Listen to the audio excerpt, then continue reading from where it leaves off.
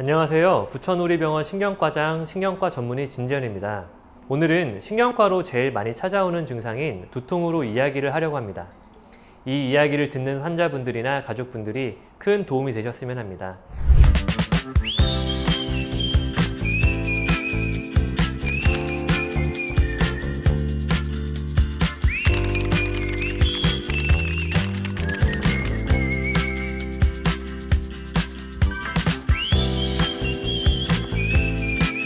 두통이 이전부터 지속적으로 있던 환자분의 경우는 두통의 양상이 바뀌었을 경우 병원에 방문하셔야 됩니다.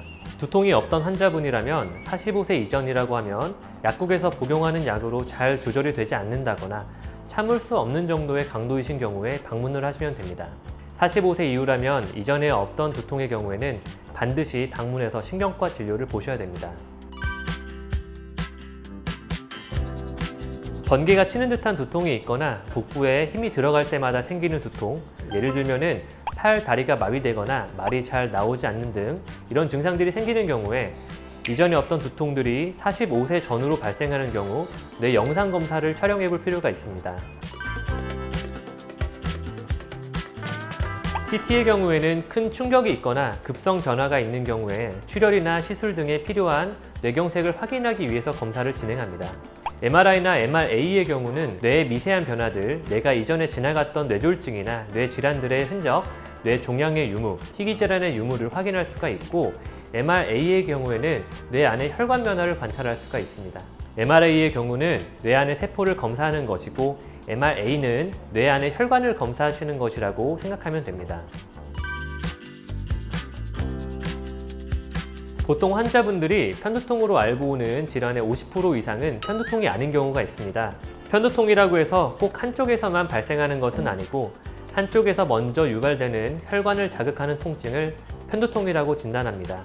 우선 정확한 진단이 필요하기 때문에 편두통 등의 두통을 주로 보는 신경과 전문의의 진료가 꼭 필요하고 편두통으로 진단되는 경우는 단순 진통제가 아닌 편두통에 관련된 약물을 드셔야 됩니다.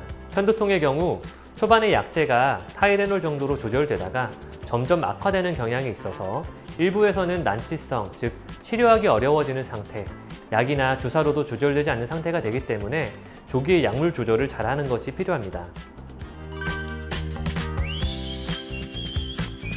일부는 맞고 일부는 틀린 말입니다.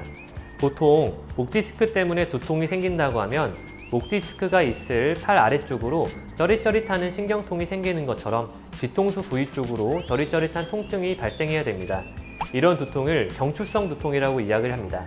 대부분의 환자에게서 경추성 두통으로 진단되는 경우는 드물고 보통 잡아당기거나 묵직한 듯한 두통이 있다고 말씀하시는데 이런 경우를 긴장형 두통이라고 이야기합니다. 목 디스크의 통증으로 인해 목 자세가 불안한 경우 근육을 잡아당기면서 생기는 긴장형 두통이 생기기 때문에 정확하게는 목 디스크 때문에 발생하는 통증은 아니고 목 디스크로 인해 영향을 받는 두통이 생긴다 라고 설명드릴 수 있겠습니다. 보통 긴장형 두통의 경우는 내가 평소 생활하는 자세, 잠자는 자세, 운동이나 일을 하는 자세에 따라서 생기는 근육형 두통이라고 보시면 됩니다. 환자분들에게는 보통 다리에 쥐가 나는 증상이랑 비슷하다라고 설명드립니다. 다리에 쥐가 났을 때 약을 먹지 않는 것처럼 긴장형 두통의 경우는 약으로 호전되는 경우는 많지는 않고 약간의 도움을 줄 수는 있습니다. 머리 근육 부위 쪽으로 마사지를 해주시거나 심한 경우에는 주사 처치나 도수 치료 등이 도움될 수 있겠습니다.